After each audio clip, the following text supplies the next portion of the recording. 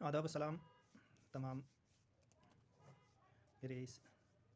Channel के नाज़रीन। इससे पहले वीडियो के अंदर हमने बात की थी एंजाइटी के रिलेटेड, फोबिया के रिलेटेड, डिप्रेशन के रिलेटेड, ऐसी समस्या, खालीपन महसूस करना, ओवर थिंक ज़्यादा करना, मेमोरी लॉस, जो डाइजेशन के रिलेटेड इश्यूज़, इन तमाम चीज़ों के ऊपर हमने बात की थी। आज हम थोड़ी बात करने वाले हैं कुछ सिम्टम्स के बारे में कि और क्या क्या सिम्टम्स जो हैं इस वजह से आते हैं और इसका मूल कारण जो है वो क्या है। इन तमाम चीज़ों का जो कारण है, जो काज़ है, वो क्या है। जो जिस तरीके से पहले वीडियोस के अंदर आपने देखा था, सुना था कि हम ये जो ख़ास चैनल बनाया गया है, ये बनाया इसी चीज़ के लिए बनाया गया है ताकि तमाम लोग जो इस वक्त सफ़र कर रहे हैं, चाहे वो ओसीडी है उनको, चाहे वो ओवरथिंक कर रहे हैं, चाहे वो खालीपन चाहे उन्हें महसूस हो रहा है, चाहे उनको डाइजेशन के रिलेटेड कोई इशू है, मेमोरी के रिलेटेड कोई इशू है, ठीक है, पेन, कोई मसल्स पेन के रिलेटेड कोई इशू है, हेडेक के रिलेटेड कोई इशू है, आई साइट की थोड़ी प्रॉब्लम है, या हेयर लॉस की थोड़ी सी दिक्कत है,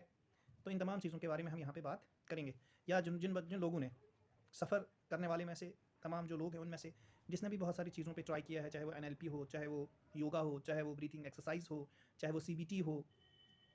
कोई भी टेक्निक जिसने अपनाई है, लेकिन उस टेक्निक के अपनाने के बावजूद भी उसे कोई फ़ायदा हासिल नहीं हुआ है, तो उसके लिए ये वीडियो है। बाकी जिसको कोई भी दिक्कत नहीं है तो वो इस वीडियो को स्किप भी कर सकता है, लेकिन जिसको भी कोई प्रॉब्लम है, कोई समस्या है, चाहे वो ओवरथिंकिंग के रिलेटेड हो, चाहे वो मेमोरी के रिलेटेड हो, चाहे वो एंजाइटी के रिलेटेड हो, चाहे वो किसी फोबिया के डर के रिलेटेड हो, ठीक है, चाहे वो स्लीपिंग डिसऑर्डर के रिलेटेड, जैसे इंसोम्निया भी कहते हैं, इसके रिलेटेड जिसको भी कोई समस्या है, दिक्कत है, यानी कामयाबी नहीं मिल पाती है, मेहनत तो करता है लेकिन कामयाबी उससे नहीं मिल पाती है, तो उसके मूल्य कारण है, मूल्य वजह है, तो उस वजह के बारे में है इस वीडियो के अंदर हम बात करने वाले हैं। देखिए, सबसे पहले समस्या है क्योंकि नींद जो है इंसान की बुनियादी चीज़ है। अगर नींद नहीं आ रही है तो एक ब्रेन हमारा जो हर वक्त चलता रहता है, तो नींद में उसे रेस्ट मिलता है, लेकिन जब नींद इंसान नहीं करता है या नींद नहीं आती है तो वो रेस्ट उसको जो है मिलना जो है कम होता है, और जिसकी वजह से दिक्कतें शुरू होने लगती हैं। एक मूल्य कारण ये है। दूसरा कारण है कि अगर नींद नहीं आ रही है तो क्या वजह है, तो वजह ये हो सकती है कि वो ओवरथिंक करता हो, वो डरा डरा सा रहता हो, वो किसी भी चीज़ को लेके बड़ा उसमें घिसता चला जा रहा हो, तो ये भी एक मूल्य कारण हो सकता है इसका। और ओवरथिंक करने का मूल्य कारण अब यही है, देखो कोई चीज़ आप किसी किचन के अंदर पका रहे होते हैं, तो अगर आपका ध्यान इधर है या कोई आपको बुलाता है इधर है, फिर दूसरा उधर बुलाता है, तो मुझे लगता है कि आपको भी वो चीज़ लगेगी कि वो चीज़ जो आप बना रहे हो किचन के अंदर वो ठीक से नहीं बनेगी। चाहे उसमें नमक ज़्यादा चला जाएगा क्योंकि आप जल्दी है, आपको किसी टाइम एक बुला रहा है, किस टाइम दूसरा बुला रहा है, तो उसमें या तो नमक ज़्यादा होगा या तो कम होगा, यानी कुछ ना कुछ दिक्कतें उसमें रहेंगी। इसी तरीके से आप भी करते हैं कि ज़हनी तौर पे आपको जो है रेस्ट नहीं मिलता, जिसकी वजह से दूसरे भी कामों में आपको इसका असर देखने को मिलता है। तो ये है एंजाइटी, ये है डर, ये है फोबिया, और इसका मूल कारण है